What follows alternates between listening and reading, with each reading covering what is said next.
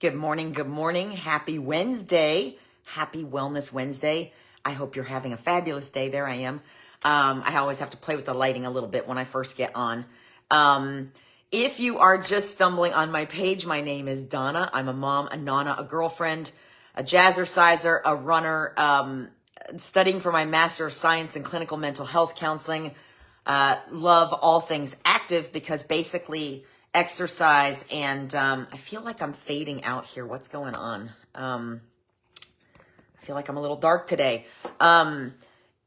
Basically, for me, all things exercise and, trying to adhere to kind of a healthy lifestyle is like medication for me. I started Wellness Wednesday because I have been in a lifelong dance with depression and anxiety, and those things help to I really feel like I'm just kind of dark today. Really help me to feel more balanced as long as I stay on track. So again, if you're just joining me, a lot of times I started Wellness Wednesday so that we could share information and share kind of back and forth about how, let me see, it might just be on my end. Hopefully I'm not very dark to you. I started Wellness Wednesday because it's important to share information. There's a reason why there are so many successful support groups, and that's because Pure Wisdom works. And when we share what works for us, what doesn't work for us, it gives other people the opportunity to kind of try things, throw spaghetti on the wall, see if it sticks.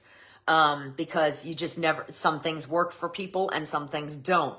So I started Wellness Wednesday because it was on my heart to share my journey and share my insights in hopes that not only might it help you, but that when you're interacting with me, if you have ideas or suggestions, that it might help me too. And then everybody else that's coming along with us. So frequently you're going to see me looking like this, and it's because I'm either coming from or going to a workout. Today will be jazzercise because I don't think the weather's going to let me run today. But in any case, if you're new, I'm so glad you're here. Facebook doesn't always show me all the things when I'm on. So please drop a comment. Let me know you're here. Ask a question, whatever. And if I don't respond, if I don't acknowledge you, it's just because Facebook didn't show me, and I will definitely do so afterwards. If you're not new to Wellness Wednesday, I hope you enjoyed last week's video on taming negative self-talk. That's one of my favorite topics. I had several requests to revisit it, and it's something that should be revisited on a regular basis. Good morning, Miss Beth. Negative self-talk is something that should be revisited on a regular basis because we all need those reminders, and we all kind of need to put that concept of getting rid of negative self-talk on repeat. And every time I dig into it, I learn something new, either something that I've tried, sometimes by accident, since the last time I talked about it, or something new, because I do like to do a little research, a little poking around. This isn't just all me. I do try to back it up with some evidence. I am studying for my Master of Science in Clinical Mental Health Counseling. However, I am not a counselor yet. So these are my own experiences and my own insights, and never intended to diagnose anyone or label anyone, but more just to share information. So anyway, last week's video was on taming negative self-talk. I will drop the link to that video in the comments when I'm done, just so that you have a reference if you're new or if you can't find it. But all my videos currently, not quite all of them, are sitting here on Facebook waiting for you to watch them. Facebook now does delete live videos after 30 days. So I am working on migrating all of my past live videos to a YouTube channel so that they're always there for you to watch if you need to go back or you don't get back to them before Facebook makes them go poof. And I will, once I get all that done, I'll start dropping those comments into the videos so that you can find my YouTube channel. It was the best way for me to migrate everything so that it was still available for you. So originally I had said I was going to talk about grief this week. And that's more of an overview for me because I am not a certified grief coach or anything like that, but it was a salient issue for me recently. However, this other topic came to mind, and when I thought about it, I was like, this is really good. And it actually fits well with grief, but it needs to be before grief. So grief has been pushed off for a week because we need to talk about letting go, because sometimes grief comes with letting go, right? In fact, a lot of times some form of grief comes with letting go. But we're going to talk more about grief next week. Today we're going to talk about the long goodbye. Now, what do I mean by that? What I mean by the long goodbye is basically the slow burn of letting things go that are no longer meant for us. Okay, so that might sound a little cryptic too still. What I mean is keeping one toe or one foot in a door just in case, when we've already been led by ourselves, by our desires, by our dreams, by our faith, whatever the case may be, when we've already been led in another direction. Sometimes things change, and sometimes we kind of just keep a toe or a whole foot or a leg into that door that should have been closed, in the name of, what if something changes? Well, what if someone notices the hard work I'm doing all of the sudden after not noticing for years? Or, just that just in case moment. And this can apply to a lot of things. And probably a lot of you, when you saw what my topic was going to be for this week, were thinking relationships. But it's not just that. In fact, the inspiration for this talk, even though I've had a lot of relationships that were, friendships, whatever, that were kind of like a long goodbye. And it certainly applies there. In my case, what brought this topic to mind was kind of a recent long goodbye for me in terms of my career, and some friends of mine that I've noticed are kind of having a long goodbye in some situations also. Again, not related to necessarily to relationships, but so this is not just about relationship heartbreak.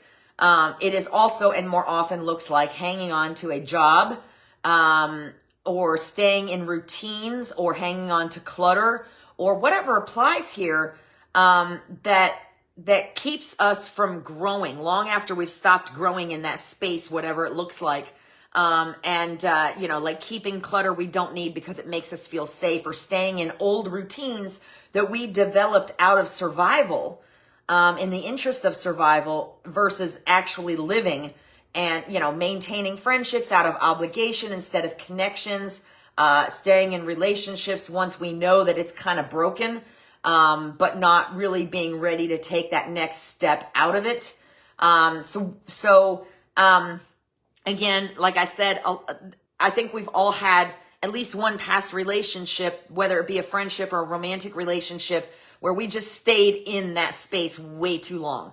We knew it was damaging, or it wasn't beneficial to us anymore. And I'm gonna disclaimer beneficial in a few minutes. We'll talk a little bit about that more. I don't necessarily mean beneficial by, I'm getting something, I'm not getting anything out of it, I'm giving, but I do mean that. So that sounds cryptic, so I'll talk about that in a minute. But I want to give you an example. I was in my last job career for 21 years. And I retired in 2022. I loved my job. I loved the people. However, I was burnt out beyond burnt out. I was burnt out to the point where on work days, I would lay in bed and I would feel glued to the bed, staring at the ceiling. Like I just could not get up, even when some of my favorite things were happening. Just the type of burnout that 10 days or even 2 weeks of vacation could not fix. The passion was no longer there. The motivation was no longer there. My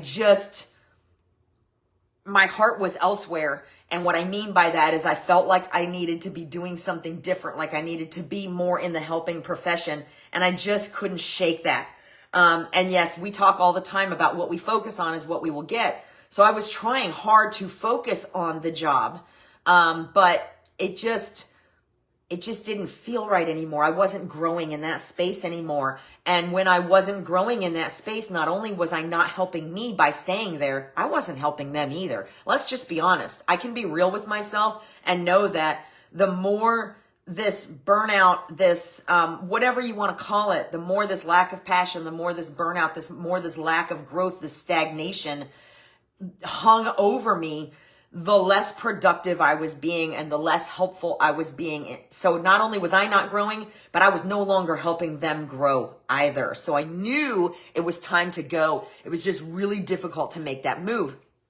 So I did that, and I used the term retire so that everybody, including me, would know that there was no going backwards. I felt a deep calling to move into the helping profession, and I had been feeling that for a very long time. And so this was my exit. This was to be my final exit. Now, circumstances were such that it was not necessarily my final exit. I continued to help, and I continued to kind of keep a foot there. Not necessarily intentionally at first, and not even really ever intentionally, but I also realized that 3 years later, when I was still helping and I was still guiding, and I was still available at the drop of a hat, that I was still not helping them because I wasn't helping the person that was taking over to become autonomous, to become the go-to person like she needed to be. And that my presence, whether I was helping or not, was just not, there was a lot of ways that even though it was helpful, it wasn't, if that makes sense. And that I had to start wondering if that was me still keeping just one little tiny toe in the pool, just in case I needed to go backwards. Now, was that necessarily the motivation for all I did? No, I care about where I worked. I care about their success. I wanted them to be successful, and I was there a very long time, which means my historical knowledge and insight and things like that are still very helpful. But I had to, it was literally like the very long goodbye. So 3 years later, I finally was like, okay, I cannot serve on committees anymore. I cannot do this anymore because it wasn't serving where I was supposed to be going. It was delaying my journey down the path that I'm a woman of faith. If you're not, that's okay. But for me, it was delaying the journey down the path that God put me on. And I was being resistant, and I was like, no, I still got to do this. No, I still got to do this. And this is not something that just happened recently. This is something that went on in this job and in other situations for years, where when I first started feeling the need to move into the helping profession, I would get opportunities and I would literally look at them and go, I can't right now. I can't right now. So the question I would ask you then from a bird's eye perspective is that loyalty or is that fear? Because I know that I stayed in that position much longer than what loyalty would make sense for, to the point where it became a misplaced loyalty. And it was more of an excuse for me to say, I can't do this that I'm being pulled to right now because I still got to do this. So sometimes we feel like we just have to finish it, when in reality, it can be finished and we're just not willing to take that step. So, and again, this is applied in past relationships. A lot of times we stay in friendships, romantic relationships, whatever, long after we know it's irretrievably broken.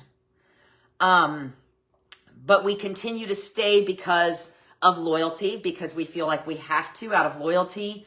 But it's literally just draining us.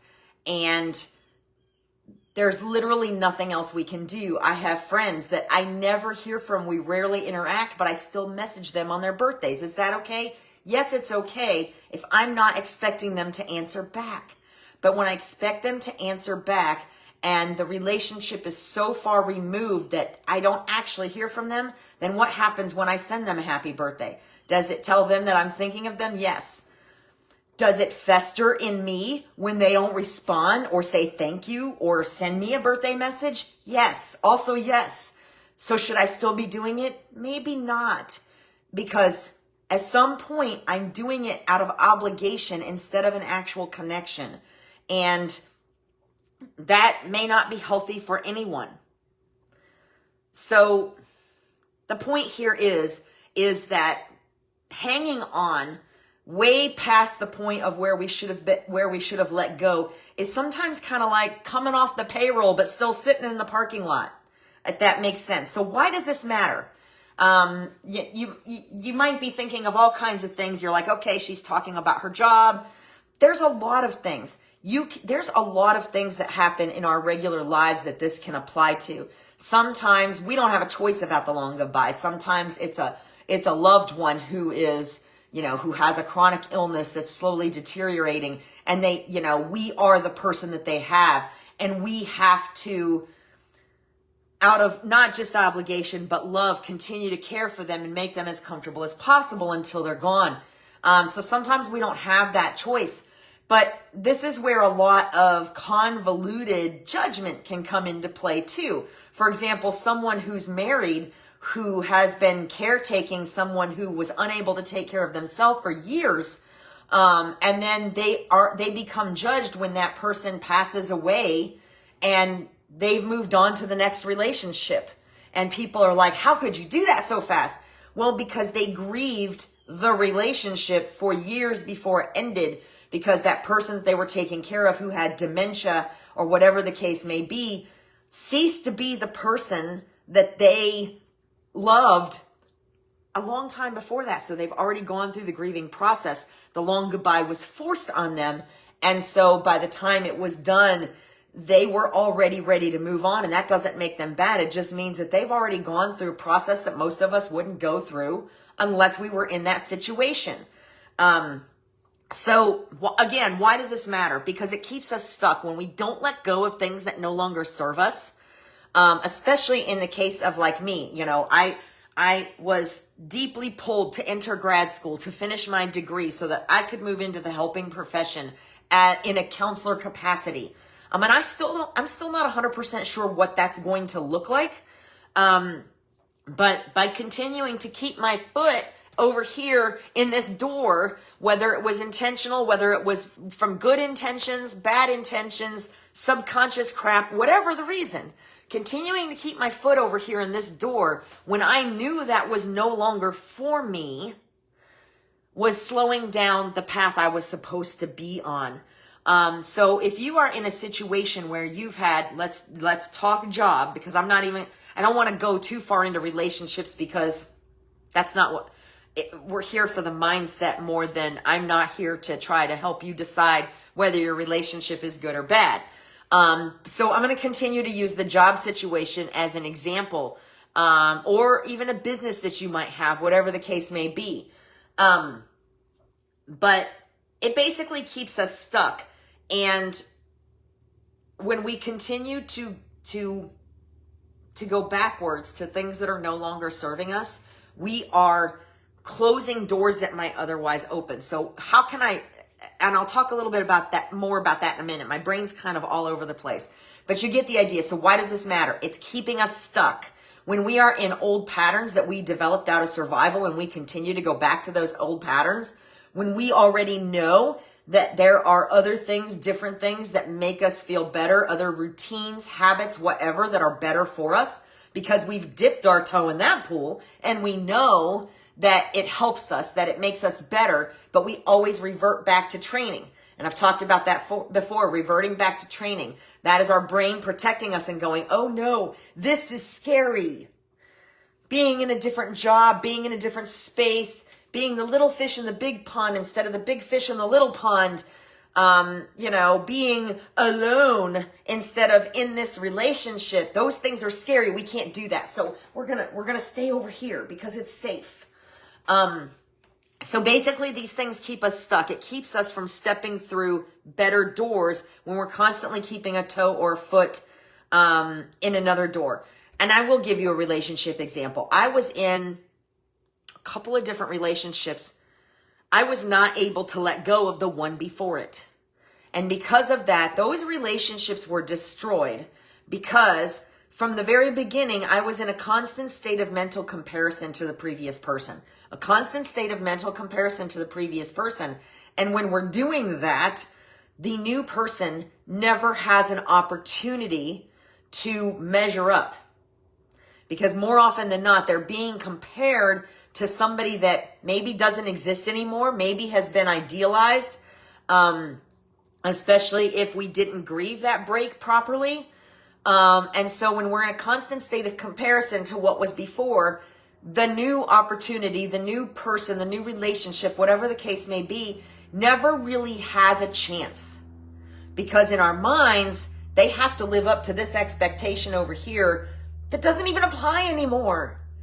So again, it matters because it keeps us stuck. It it puts a gray filter over new opportunities so that we either don't see them or we don't see them for what they could be. And it's not loyalty. It's avoidance. Sometimes it is loyalty. If you're married and if you're married and you're trying to fix a marriage, or if you're caring for a loved one who's got a chronic or terminal illness that is gradually deteriorating, that kind of loyalty is okay. But sometimes the loyalty is misplaced. In some situations, the loyalty is misplaced, and we're writing off the fact that we're staying there out of loyalty, when it's really avoidance, when it's really that we're not honoring something else, we're avoiding a scary change. So there's nothing wrong with loyalty as long as we're not loyal to our detriment, is what I'm saying. I know many people whose talents were being wasted in the jobs I saw them in. Or maybe they had done everything they could to achieve a doctorate or a license, but just hadn't taken the test because they were afraid of not passing. Those are the kinds of things that keep us stuck. Those are the old habits, the fears, the things that keep us from stepping forward into what we are supposed to be, to let go. So sometimes these people are in regular jobs because they're telling themselves that when they're certainly qualified to literally level up, but they're telling themselves they can't because of this or they can't because of that. And a lot of that is fear. We tell ourselves that we have to do all these things. We tell ourselves that we're obligated, when what is really happening is we're afraid to say, no, this is not for me anymore. I need to do this. Because we can't be successful if we're not willing to fail. And it doesn't matter what you're talking about. Whether you're talking about relationships, jobs, new ventures, learning something new, any of that. We can't be successful if we don't fail. They're two sides of the same coin. So, again, a lot of times it's loyalty versus avoidance. And more often than not, if we really search ourselves, we find out that it has more to do with avoidance and avoiding the scary change, and also avoiding the grief that comes along with whatever the loss is. Did I grieve my career? I did. But when I looked at it, I actually grieved it more because I knew that in the end, I wasn't doing either them or myself the service that they deserved because of the fact that I was so burnt out. And that's why when I came to that realization, I knew it was time to go. And then when I finally took my toe out of that pool, and actually there's still a little bit of a toenail there. I know, gross, right? That's a gross analogy. But it's coming to a close, and I feel good about it. I feel like it's the right thing, like it's the right time. And sometimes we hang on until we have that feeling, like we have that feeling that there's no going backwards. And for me, this was finally it. But we'll talk about that more in a minute. So it really boils down to fear and our comfort zones. Even if our comfort zones are bad for us, we will continually retreat to our comfort zones when faced with fear, because our little brains, they're just wired to protect us. And they're like, oh no, that's scary. Don't do that. Even if it's the tiniest little step. Starting Wellness Wednesday was really scary for me. And there have been moments of self-doubt. And then I receive messages, or I run into people that are like, hey, I saw your Wellness Wednesday last week, and I had no idea they were watching. And they talk to me about how it helped them in some way. And I realized that I made the right steps. So sometimes we have to step out in faith, even though we're petrified, even though we think that nobody wants to hear us, listen to us, see us, give us that opportunity, whatever the case may be. Sometimes we have to step out in faith and see what happens. So, how do you know? How do you know when something is no longer serving you? Well, first of all, I firmly believe that you know whether you want to admit it or not. The deep down inside, you just know. But if you're not tuned into that nagging voice or that thought that won't go away, Wellness Wednesday was on my heart for 2 or 3 years before I started it. And then when my Wednesday mornings opened up and I didn't necessarily have to be anywhere first thing in the morning, that's when I was like, okay, you need to just do it. And there was a lot of apprehension and a lot of negative brain loop and a lot of negative self-talk before I started. But then I just started, and then I just kept going. So a lot of times it's a nagging voice or a thought that won't go away, an idea that maybe it's an idea for a business or a craft that you could sell or something like that that just won't go away. And you always, no matter what else is going on, you always keep coming back to it. Now, if it's rumination over a past relationship, that's not necessarily a good thing. That's a different type of nagging voice. We won't go there today, but you get it. And for me, Wellness Wednesday was on my heart for a long time. For me, once I finished my bachelor's and went back to work full time, I just could not quite let go of this idea of moving into a nonprofit. I worked for not-for-profit at the time, moving into a nonprofit, moving into the helping profession, finding a way to take what my experience and put it somewhere where it's not that I wasn't helping people, just not the same way.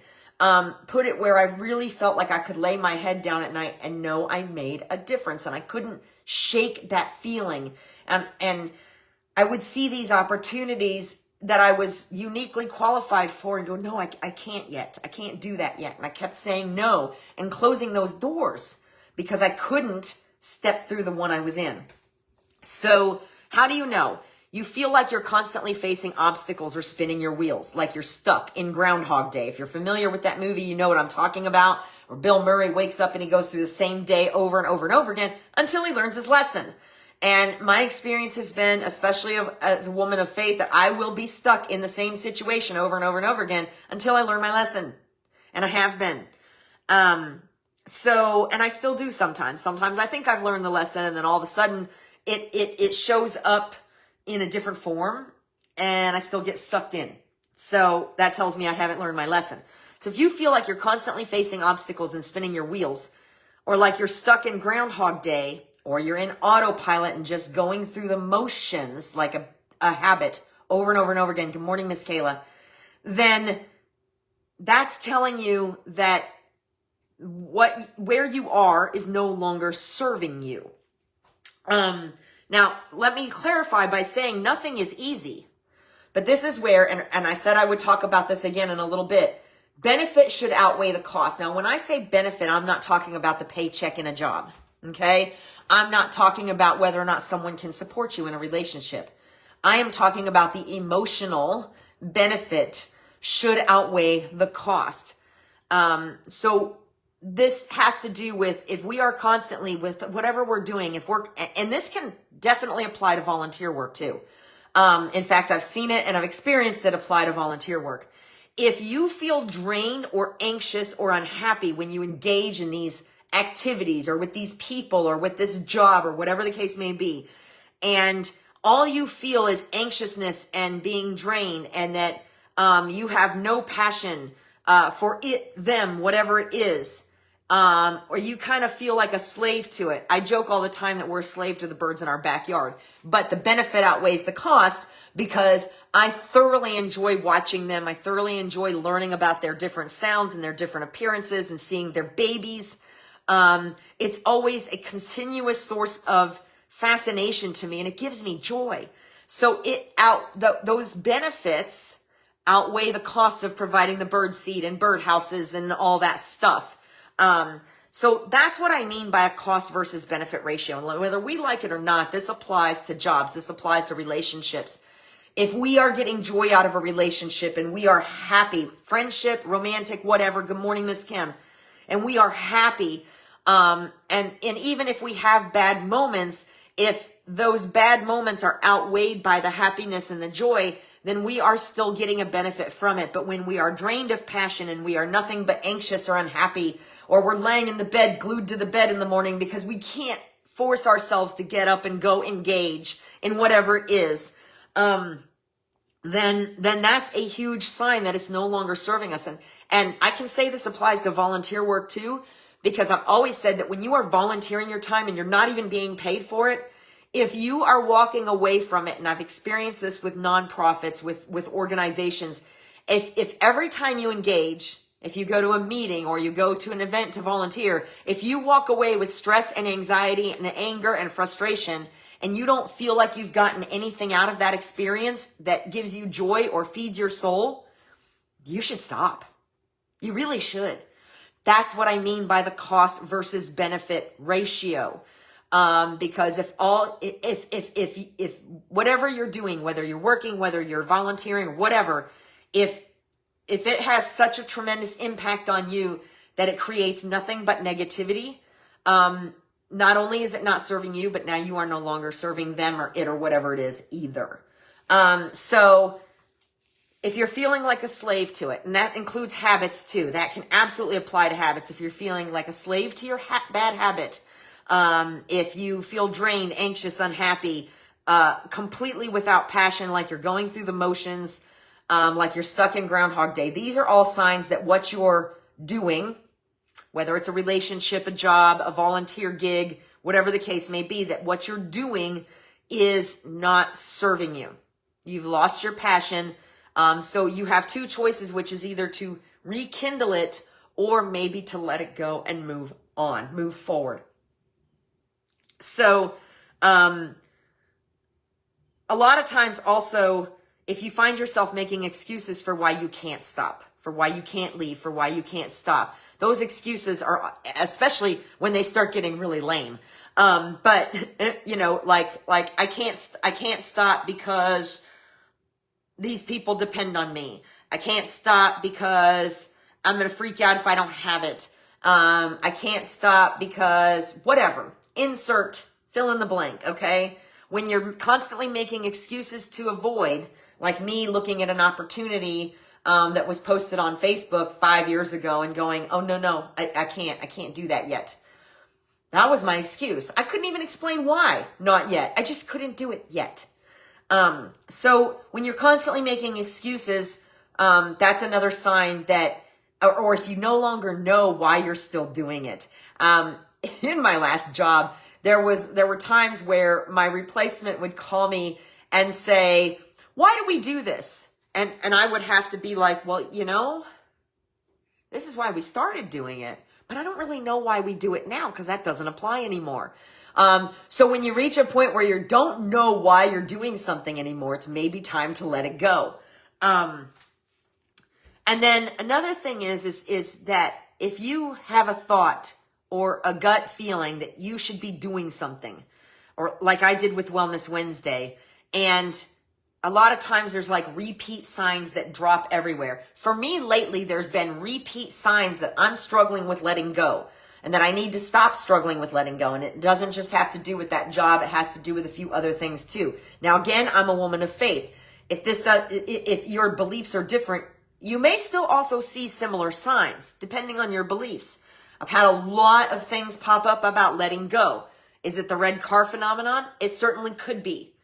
But even when I'm not thinking, or I don't think I'm thinking about letting go of things that no longer serve me, I'm constantly seeing reminders that I need to let go of things that no longer serve me. And so that's another way you will know is when you are getting signs that these things you're thinking about or these feelings you're having, and those messages are continually getting repeated to you in some form or fashion.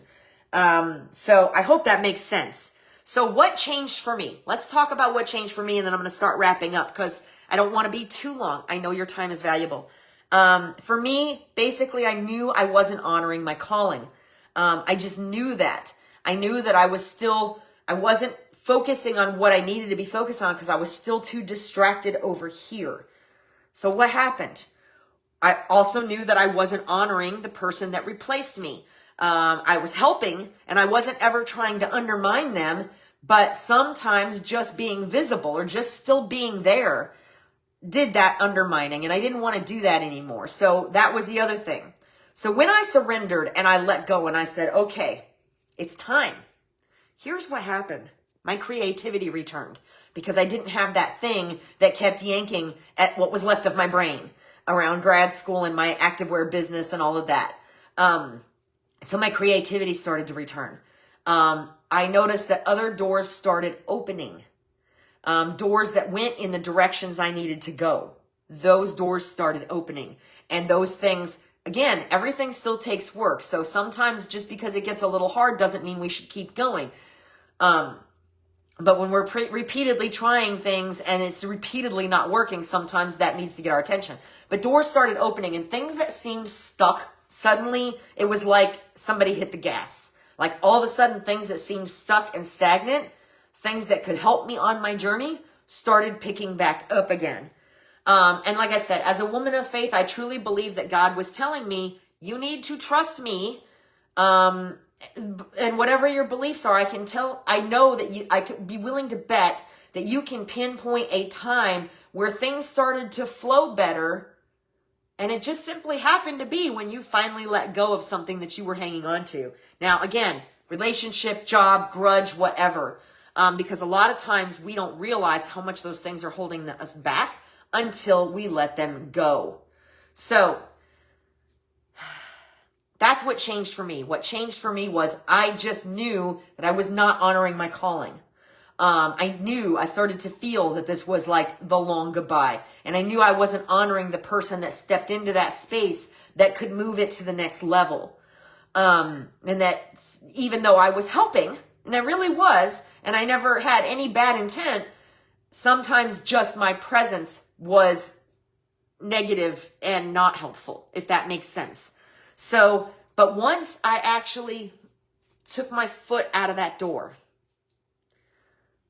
things around me started to change. They started to move again. So by having my foot in that door, I was continuing to keep myself in this stagnant pool that was not moving me forward. And at this point, because I'd been grieving that relationship for a long time, there was no grief. Sometimes when we finally let go, whatever that looks like, there is grief. Whether it was a toxic relationship that we were letting go of, or whether it was a toxic job situation that we were letting go of, or just a dream that didn't really fit our goals and values anymore. And we finally let go of that because it just didn't make sense for us. And that happens too. There is grief. People experience a grief response when they finish a half marathon or a marathon after training for months. And we'll talk about that more next week, because next week we are going to talk about grief. So a lot of times we hang on to these things because we're avoiding the scary, we're avoiding the grief, we're avoiding the whatever.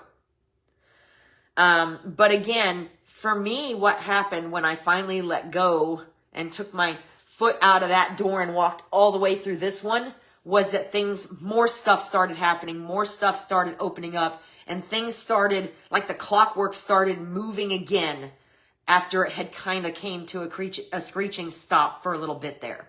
And at that point, I understood, okay, I was impeding my own journey by hanging on to something that no longer served me, that no longer served my heart.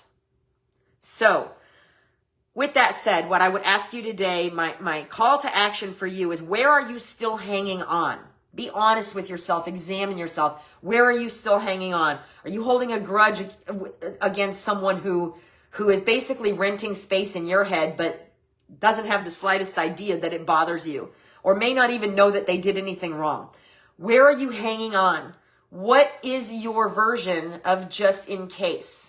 What are you holding on to just in case? Is it physical stuff? Is it clutter in your house? Is it mental clutter? Is it emotional clutter? Is it a job that you know you should have left a long time ago because you're overqualified and you've had all these opportunities and you've said no every time? Is it a side hustle or a little dream, like a weekly podcast or video series that you feel a pull to do and just can't seem to get started? What are you letting go of? What is your version of what are you failing to let go of? What are you hanging on to? What is your version of just in case?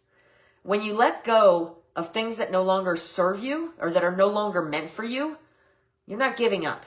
You're making space for the good stuff. You're making space for the stuff that does fill your cup. You're making space for healing, purpose, and peace. I promise. So I want to give you just a couple of reminders before I wrap up. No matter what our beliefs or our situation, we simply cannot ever wholly embrace anything new or different while we're still hanging on to the old, especially if hanging on to the old means comparing to the new. Because when we're doing that, the new never stands a chance. It just doesn't stand a chance. We're not going to give it our all if we're still hanging on to something before it. And letting go means grief. It's going to happen. People experience grief responses to everything I've just talked about. Losing a friendship, losing a relationship, losing a job opportunity, losing a job that they had before, losing a dream where something occurs where the dream just doesn't seem possible or doesn't seem like it fits anymore. There are grief responses to all of that. And we're going to talk about that some more next week. And then, just like I said, remember that you cannot ever wholly embrace anything new if you're still hanging on to the old. If you're still holding on, if you're still thinking what if, or just in case, or, well, I can't do this because this doesn't look like this. That's comparison, and that's going to keep you hanging on, and that's going to keep feeding that fear response, because most of the time it's not really loyalty like we think it is. It's fear that's keeping us from moving forward. So, with that said, I hope you found this helpful. I know it ran a little bit long today. Next week, we really are going to touch on grief because it's a beautiful dovetail for this topic. I hope you found something helpful in here. And if you did, please share because somebody else may too. And stay tuned on more about my YouTube channel. And in the meantime, between now and next Wednesday, have a happy and safe Independence Day, whatever that looks like for you. And be well. Bye.